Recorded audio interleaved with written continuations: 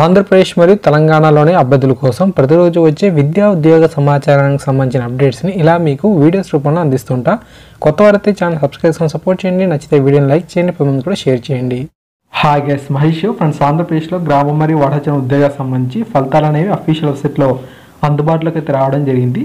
మరి ఈ ఫలితాలు అనేవి వచ్చిన తర్వాత మనకు మెరిట్ లిస్ట్ కూడా ఈ రోజు అయితే వచ్చేందుకు అవకాశం అయితే ఉంది.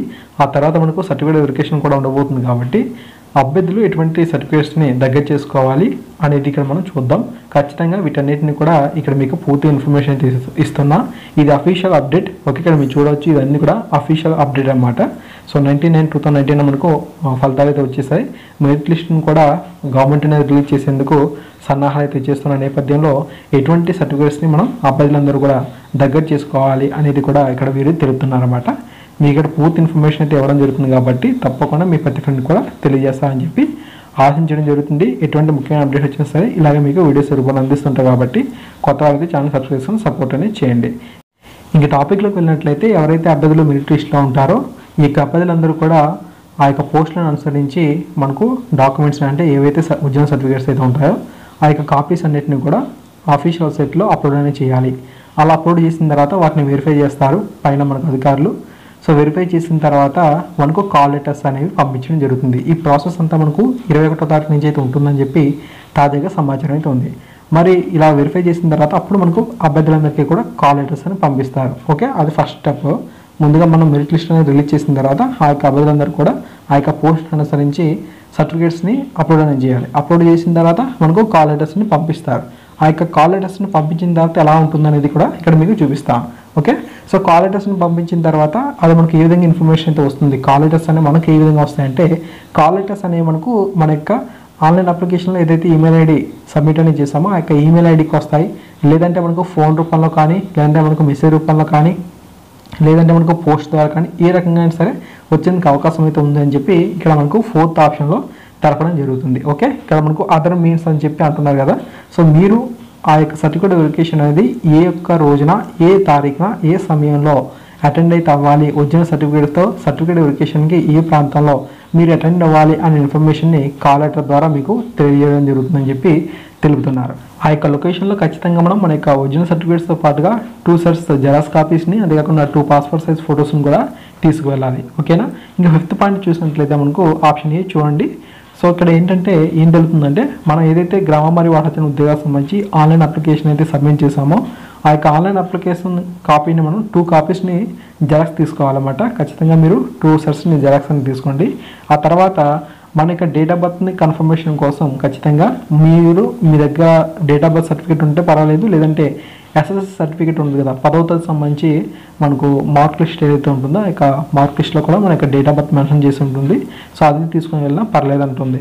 ఓకే, తర్వాత మనకి ఏంటంటే మీరు ఏదైతే పోస్ట్కి అప్లై అనేది చేసుకున్నారో మీ యొక్క విద్యార్హతను బేస్ చేసుకొని కొంతమంది కేటగిరీ 1కి, మరికొంతమంది కేటగిరీ 2, కేటగిరీ 3కి సంబంధించి దరఖాస్తు అనేది చేసుకున్నారు. కాబట్టి మీరు మీ యొక్క విద్యార్హతను అనుసరించి నోటిఫికేషన్లో ఏదైతే మీ యొక్క క్వాలిఫికేషన్ బట్టి వాళ్ళు పోస్ట్కి దరఖాస్తు చేసుకోమని చెప్పి అన్నారో మీరు అప్పుడు దరఖాస్తు చేసుకునేటప్పుడు ఏ యొక్క ఇన్ఫర్మేషన్ అయితే ఇచ్చారో అవన్నీ కూడా మీరు ఖచ్చితంగా సబ్మిట్ అనేది చేయాలి. ఓకే, సో వాటికి సంబంధించిన కాపీస్ని కూడా ప్రతిదానికి సంబంధించి కూడా 2 సెట్స్ని జెరాక్స్ అనేది తీసుకోవాలి, వెళ్ళాలి. ఓకే, అండ్ తర్వాత మనకు ఆప్షన్ డి ఏం జరుగుతుందంటే లోకల్ స్టేటస్ సంబంధించి మీరు ఆన్లైన్ అప్లికేషన్ సబ్మిషన్ చేసేటప్పుడు స్టడీస్ విషయంలో రెగ్యులర్ స్టడీ, అంతేకాకుండా ప్రైవేట్ స్టడీ అని చెప్పి 2 ఆప్షన్స్ గమనించి ఉంటారు.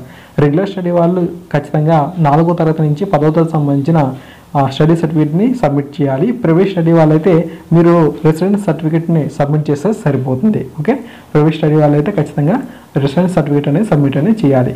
అండ్ తర్వాత ఆప్షన్ సి చూసినట్లయితే మనకు రాష్ట్ర విభజన జరిగింది ఎప్పుడు మనకు 2nd జూన్ 2014లో తెలంగాణ మరియు ఆంధ్రప్రదేశ్ విడిపోయాయి కదా. సో ఎవరైతే మనకు తెలంగాణ నుండి ఆంధ్రప్రదేశ్కి మైగ్రేట్ అయిపోయి వచ్చేసారో సో వీరందరూ కూడా లోకల్ స్టేటస్ సర్టిఫికేట్ అనేది ఒకటి ఉంటుంది. సో లోకల్ స్టేటస్ సర్టిఫికేట్ని సబ్మిట్ అనేది చేయాలి. తెలంగాణ నుంచి ఆంధ్రప్రదేశ్కి ఎవరైతే మనకు 2nd జూన్ 2014 నుంచి 1st జూన్ 2019 వరకు ఈ గ్యాప్లో ఎవరైతే అభ్యర్థులందరూ కూడా తెలంగాణ నుండి ఆంధ్రప్రదేశ్కి వచ్చేసారో వీరందరూ కూడా లోకల్ స్టేటస్ సర్టిఫికేట్ అనేది సబ్మిట్ అనేది చేయాలని చెప్పి తెలుపుతున్నారు. ఎవరైతే మనకు ప్రత్యేక పాఠశాలలో చదివిన దృష్టి లోపం మరియు వినికిడి లోపానికి సంబంధించిన అభ్యర్థులు అయితే ఉంటారో సో వీరికి సంబంధించి అంటే మనకు ఆ యొక్క స్పెషల్ స్కూల్ సంబంధించి మనకు సర్టిఫికేట్స్ని అయితే సబ్మిట్ అనేది చేయాలి. అంతేకాకుండా తల్లిదండ్రుల యొక్క రెసిడెన్స్ సర్టిఫికేట్స్ అనేవి వెరిఫై చేయబడతాయని చెప్పి తెలుపుతున్నారు. దాని తర్వాత ఏంటంటే కమ్యూనిటీ సర్టిఫికేట్స్. ఓకే, తహసీల్దార్ చేత తాజాగా మనకు ఏవైతే కమ్యూనిటీ సర్టిఫికేట్స్ అనేవి జారీ చేయబడ్డాయో బీసీ కానీ ఎస్సీ కానీ ఎస్టీకి సంబంధించి ఈ యొక్క అభ్యర్థులు ఎవరైతే ఉంటారో వీరందరూ కూడా కమ్యూనిటీ సర్టిఫికేట్స్ అనేవి తాజాగా తహసీల్దార్ చేత జారీ చేయబడిన వాటిని సబ్మిట్ అనేది చేయాలంటున్నారు. అంతేకాకుండా ఎవరైతే మనకు బీసీ అభ్యర్థులు అయితే ఉంటారో వీరందరూ కూడా ఖచ్చితంగా నాన్ క్రిమి లేయర్ సర్టిఫికేట్ని కూడా సబ్మిట్ అనేది చేయాలి. ఈ సర్టిఫికేట్ కూడా తాజాగా మనకు తహసీల్దార్ గారి చేత తాజాగా మనకు ఇష్యూ చేయబడిందే ఉండాలి. ఓకేనా, సో ఈ విధంగా మనకు ఎఫ్ అనే పాయింట్ కూడా ఉంది. ఓకే, అండ్ తర్వాత ఫిజికల్లీ హ్యాండిక్యాప్డ్ పీపుల్ ఎవరైతే ఉంటారో సో వారికి సంబంధించి సాధారణ వారు అసలు జారీ చేయబడిన సర్టిఫికేట్స్ ఉంటాయి కదా, ఆ యొక్క సర్టిఫికేట్ని మనం సబ్మిట్ అనేది చేయాలి. తర్వాత ఎక్స్-సర్వీస్మెన్ పీపుల్ ఎవరైతే ఉంటారో సో ఆ యొక్క క్యాండిడేట్స్ అందరూ కూడా ఈ యొక్క ఎక్స్-సర్వీస్మెన్ సంబంధించిన సర్టిఫికేట్స్ని కూడా సబ్మిట్ అనేది చేయాలి. ఓకే, తర్వాత స్పోర్ట్స్ క్యాండిడేట్స్ ఉంటారు, తర్వాత మనకు ఎన్సీసీ క్యాండిడేట్స్ ఉంటారు, సో ఇన్ సర్వీస్ క్యాండిడేట్స్ ఉంటారు. ఓకే, సో ఈ విధంగా మనకు ఇన్ఫర్మేషన్ అయితే ఉండడం జరిగింది.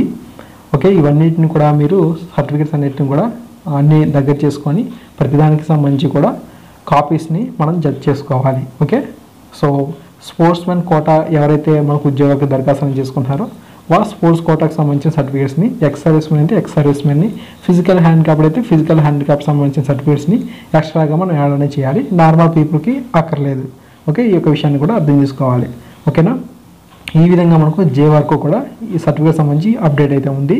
ఓకే, ఇవన్నీ కూడా మనం ఖచ్చితంగా ఒరిజినల్వే సబ్మిట్ అనేది చేయాలి. ఈ యొక్క సర్టిఫికేట్స్ అన్నిటిలో కనుక ఫేక్గా మనకు కలెక్టర్ గారికి అనిపించినట్లయితే ఖచ్చితంగా మీరు ఏవైతే సర్టిఫికేట్స్ని సబ్మిట్ అనేది చేశారో వాటికి సంబంధించి వెరిఫికేషన్కి అయితే వెళ్తాయి. ఒకవేళ కనుక మీరు తప్పుడు ధృవీకరణ పత్రాలు కనుక ఇచ్చినట్లయితే మీ మీద చట్టపరంగా చర్యలు తీసుకునేందుకు అవకాశం అయితే ఉంటుంది. అందువల్ల ఒరిజినల్ సర్టిఫికేట్స్ని మీరు అప్పుడు వారికి సబ్మిట్ అనేది చేయండి. ఓకే, దాని తర్వాత వెరిఫికేషన్ సంబంధించిన ఇన్ఫర్మేషన్ చూసినట్లయితే వెబ్సైట్లో మన సర్టిఫికేట్లు అనేవి 21/9/2019 నుంచి అప్లోడ్ అనేది చేయాలి. కాల్ లెటర్స్ అనేవి 21/9/2019 నుంచి 22/9/2019 వరకు కూడా ఉండడం జరుగుతుంది. వెరిఫికేషన్ అనేది ఎప్పుడు ఉంటుందంటే 23 నుంచి 25 తారీఖు వరకు కూడా సర్టిఫికేట్ వెరిఫికేషన్ అయితే ఉండబోతుంది. నియామకాల ఉత్తర్వు అనేది 27/9/2019 మనకు ఈ యొక్క జాబున వచ్చిందా లేదనేది ఉంటుందన్నమాట. అక్టోబర్ 1-2 తేదీల్లో అవగాహన కార్యక్రమం అయితే ఉంటుంది. సో అదే తేదీన మనకు అక్టోబర్ 2వ తారీఖున చూసినట్లయితే సచివాలయంలో ప్రారంభం అంటే ఉంటుంది. ఈ విధంగా మనకు ఇన్ఫర్మేషన్ అయితే ఉంది కాబట్టి అభ్యర్థులందరికీ కూడా ఇక ఇన్ఫర్మేషన్ తెలియజేయండి. Okay, thank you.